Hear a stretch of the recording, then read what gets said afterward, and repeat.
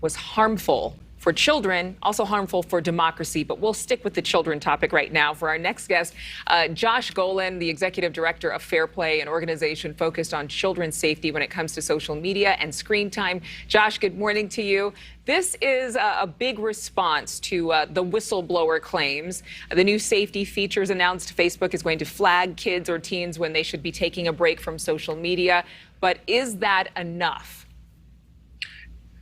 It's absolutely not enough. I mean, I think what you see right now is Facebook is scrambling because there is so much pressure on them right now. And what they fear more than anything is that Congress will move beyond anger and actually take steps to regulate social media and protect children online. And so they're trying to get out in front of that and preemptively announce some steps. But the steps are really too little, too late. They're short on details and they're short on transparency. And if there's one thing we know at this point, is we need to force that company to be more transparent because they cannot be trusted. Well, that's a strong statement to make. However, these are accounts that are made oftentimes by children who fake their age. You can log on and say you're any age, and Facebook isn't going to be able to verify that.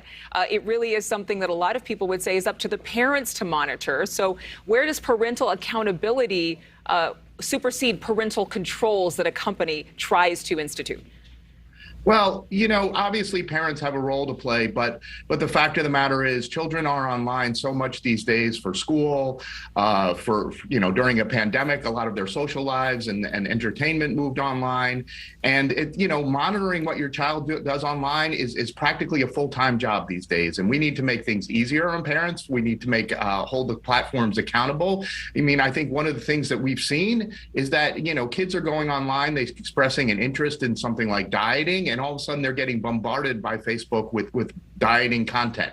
So that's not something that, is up to parents to fix. That's a problem with the platform when its algorithms are recommending harmful and dangerous content to children. And that's one of the reasons why we need regulation. I mean, what you just mentioned, an example, is probably among the most innocent things that they might see online. They're seeing everything. Short of censorship, how is regulating this platform really going to actually work in considering your expertise? How is it realistic?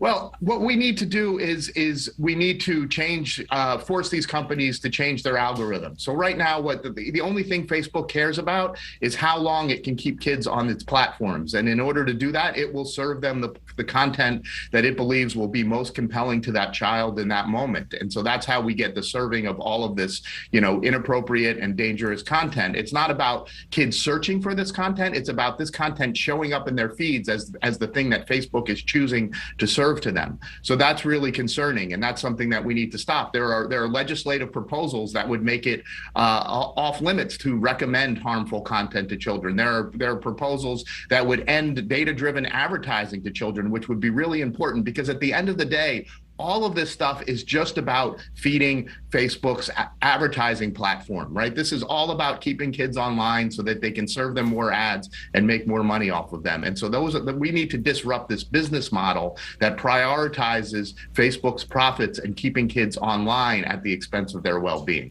Facebook and Instagram could be just the beginning. Thank you so much, Josh. We appreciate your time with us this morning. Well, still ahead, it's been a long search for